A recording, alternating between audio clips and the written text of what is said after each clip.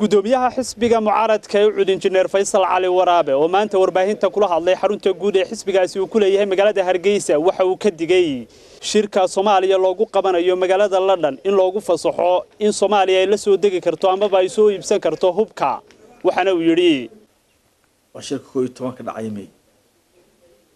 London ee Soomaaliya lagu yeeray halka waxa ku jira qodob la doonayo hubka laga qaado una qaadaynta hubka in laga qaado dawladdu wayna ka hadashaa hubka laga qaadaya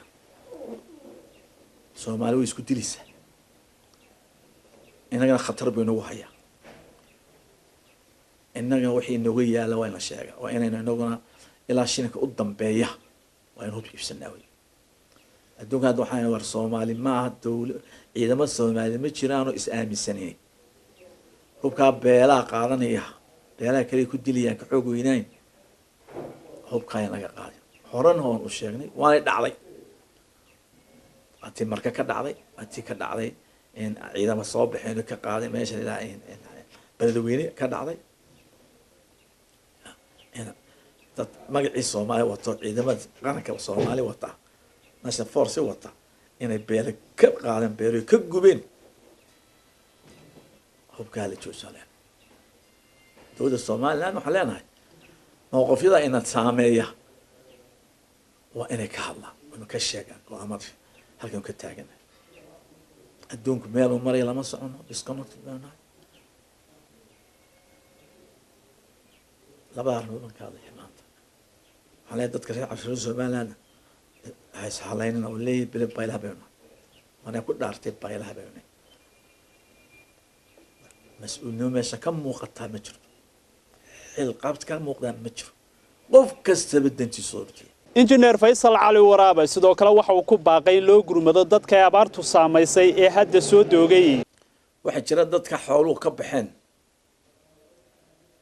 ee Soomaalida badna xoolaha dadka barka xooluhu harsanaayeen way soo guureen waxay soo guureen galbeedka iyo meeshii naq jiro dadka xooluhu ka baxeena Somali Ethiopians Somali Ethiopia ku nool Ethiopian ka waxay soo dul degeen xuduudaha magaalooyinka dadkaas wuxuu u baahan tahay in hay'adda qaxoontiga UN-tu ay gacanta ku dhigtaa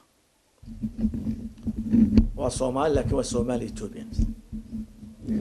maadaama ay ka soo talaabeen xuduud international loo aqoonsan yahay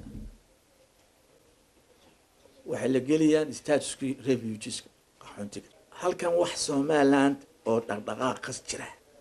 adduunka wax soo gurmay ma jiro Somaliland laana Somaliland wax maqlay dhawaaqeeda ma jiro dawladna waan sheeganaa sheelaatin jirta sheeganayna yani dhibaatada in haysatana ma gaarsiin kana halka wakaaladda ambiya wakaaladda wararka Somaliland حتى أف عربي أف إنجليزي منكم قرآن أن يرى أف صومالي حسن سليمان هارون حسن جلايد هو كيبل تي في مقالة هرقيسة